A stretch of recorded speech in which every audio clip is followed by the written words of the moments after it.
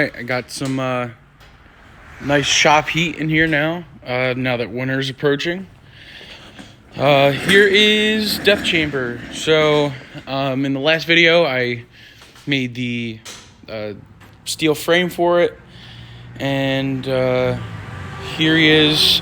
Now that I bolted it to the actual base here, so it's all one solid piece. I'm gonna go in now. So here's my plan. I wasn't entirely sure what I was gonna do as far as accessing this animatronic once it's sealed up. I think what I'm gonna do is I'm gonna build another one of these 4x8 frames, just one rectangle, and I'm gonna add steel hinges onto the sides here, basically so that I can open up the back like a big door. And the back's not going to look as good as the front, but I'll figure out a way to get it to hold plexiglass, or worst comes to worst, I'll just have a nice piece of plywood back here, like a nice looking piece, paint it black, and it'll just have a black backdrop. You won't really be able to tell that it's unoriginal to the average eye, but yeah, all four sides might not have plexiglass, but we'll see. I started positioning different things. So I got the fog machine here. I got the two fans kind of where I think they're going to be. He's got a big floodlight, and then I also have these beacon lights that I'm going to mount once the actual chamber's finished up. I'm going to mount these beacon lights upside down in there, so they'll hang like this in each corner. So it'll look pretty cool. I also have 24-volt strobe lights that I'll mount. So the idea is, he'll do his thing. The light will pop on when he activates, just the floodlight. He'll do his thing. It'll fill with fog. Then all the lights will die out, and then he'll start standing up, and that's when this floodlight will kick on, and the strobe lights all the way mounted around when he comes and hits his head on the glass. So I think it'll be really cool. It's definitely a big show. I started making the control box. There's going to be another control box as well, just to house the pneumatic components. But obviously I'm still running wires and stuff, but here's the control bin so far. So it'll look pretty clean. I'm doing this one the right way. I want to put the proper time and effort into this one, so it turns out as a really nice piece. So I'll probably have the control boards mounted back here somewhere. I know there's like a steel plate mounted back here that probably housed the original controller, but I do have a lot of room to work with, so I might be able to put that larger one here, and then the one that houses the pneumatics down here, and then I'll just have one central air in, electric in, and it'll be all ready to go.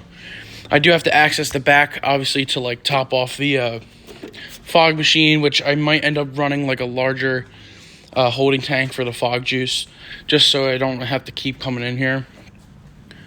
These I took out of service. I don't really trust these things. As you can see, at some point it took a fall. So I'd rather not have two big old bombs on the back of this thing. So it doesn't really need a separate air tank. I might end up putting another one down here, like just a separate air holding tank, because that cylinder does need a lot of air all at once to stand up quickly.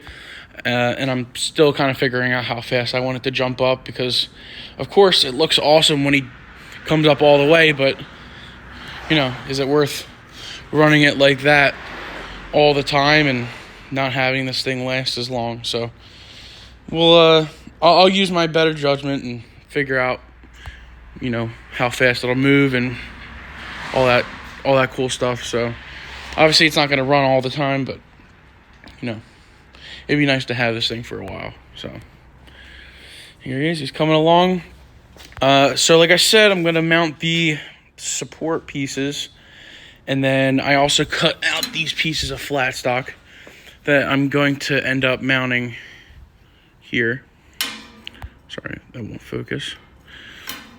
I'm going to mount them in just over 1/4 inch in. So that way, if they're all the way around, once I add a bunch of pieces around, I could just take that plexiglass once it's cut to size with notches, you know, for the mounting points. Like, obviously, that's going to interfere with the plexiglass going in. So I'll measure and cut the plexiglass, or I should say the polycarbonate sheets, and then slide that on. And then what keeps that in place is the wood trim that we're going to be putting around. So this is just keeping it from falling back into the prop. So yeah, that's the plan. We'll see what I can get done today. It's a little cold. Obviously, I'm running the heater and trying to vent the garage as well. I got some good vents in here, so I don't choke to death while I'm working on shit due to carbon monoxide poisoning. So we'll I'll keep you guys updated. This is not the end of this video. I'm sure there's gonna be another part that I'll throw in here, but yeah. All right, now here he is. I added all the support pieces here. As you can see, in each corner it's now supported, just to kind of keep the frame a little bit more rigid. I did run into an issue now that now that I'm looking at it after doing this all day. It might be tough to see on camera, but the whole entire height of it is pulled in. Now it's like curved, as you can see at the top. I actually measured from up here. The inside is 46 inches. Inside to inside of the tube, and then at the middle point here it's actually 45 1/4. So it pulled from the furthest point, it pulled in 3/4 of an inch, and that's because when I was welding up here, I failed to take into consideration the fact that when that cools, those welds cool, it's gonna pull that in. So that kind of just messed up my whole thing here. So I'm not gonna go through and cut all these out.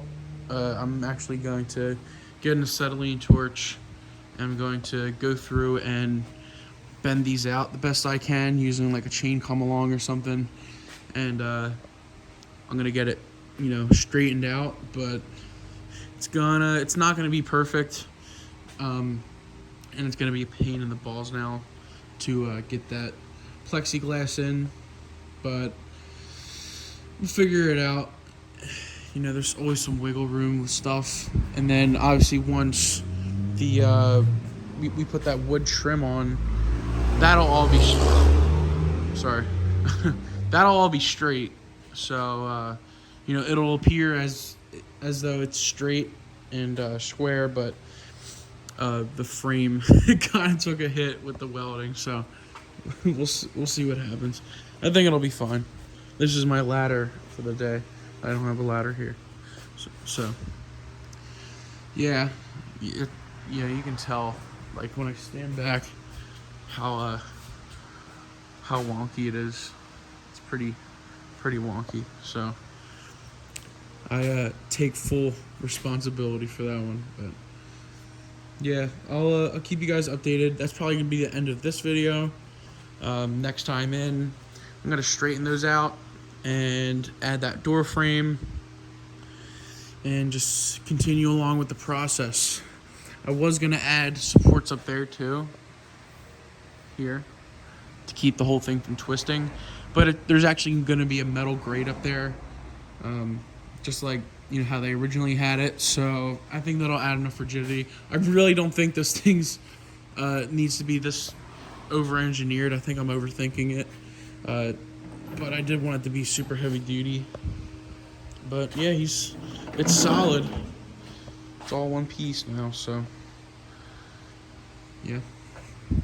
Stay tuned for the next video, and a lot more stuff to come in the next one. It won't just be fixing this, it'll be probably me fixing this and trying on the new costume. I got the new costume lined up, so that'll be all exciting. So thank you guys for watching.